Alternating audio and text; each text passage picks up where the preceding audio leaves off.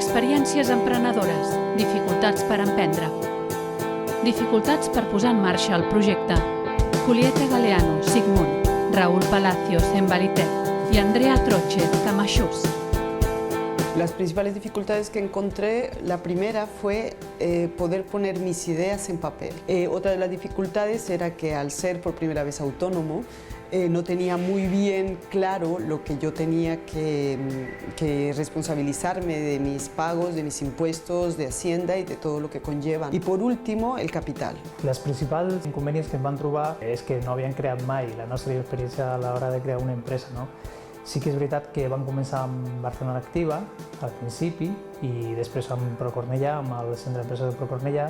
Amb l'ajuda dels tècnics i els especialistes, doncs, el camí, que al principi és molt dur, doncs ens va fer més fàcil y més curt. ¿No? Y una de las principales dificultades que hemos tenido es la falta de apoyo económico, porque a la hora de ir a los bancos pues te piden unas condiciones, unos requisitos que son muy difíciles de cumplir o con unas condiciones para empezar una empresa pues bastante complicadas. Yo busqué ayuda en la área de promoción económica y de ocupación del Ayuntamiento del Hospitalet y fueron ellos los que me orientaron en el plan de empresa. Yo creo que esto fue fundamental porque solo con este plan yo pude ver la viabilidad real de mi proyecto y además también los gastos que acarreaba y dónde me estaba metiendo. Hemos acudido a Coresa del Ayuntamiento de Sant Boi, que nos han hecho una asesoría en cuanto al plan de empresa, un seguimiento y también pues, nos han ayudado en cuanto a formación y a información de diferentes convocatorias y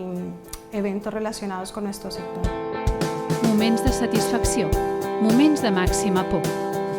El moment de màxima satisfacció va ser el moment que es va confirmar la primera venda. ¿No? Y momentos de satisfacción, sí, uno muy especial, que es cuando ves a alguien que no conoces de nada con tus zapatos.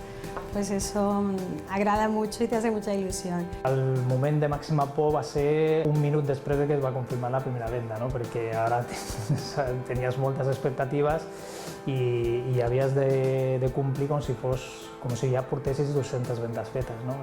Un momento de miedo que pasé fue, bueno, y que hasta ahora lo paso, es poder llegar a fin de mes, cumplir con todos mis impuestos, poder cumplir con todas mis responsabilidades y asimismo que pueda yo disfrutar de mi trabajo. L'esperit emprenedor. L'esperit emprenedor a mi va sortir de...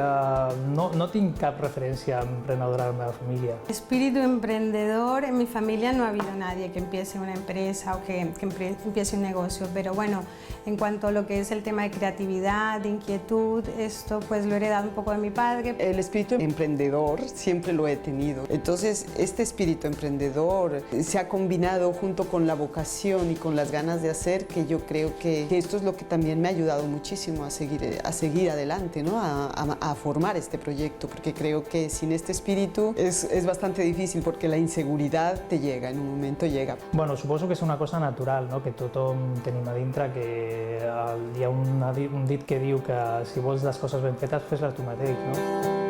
Recomanacions abans d'emprendre un negoci.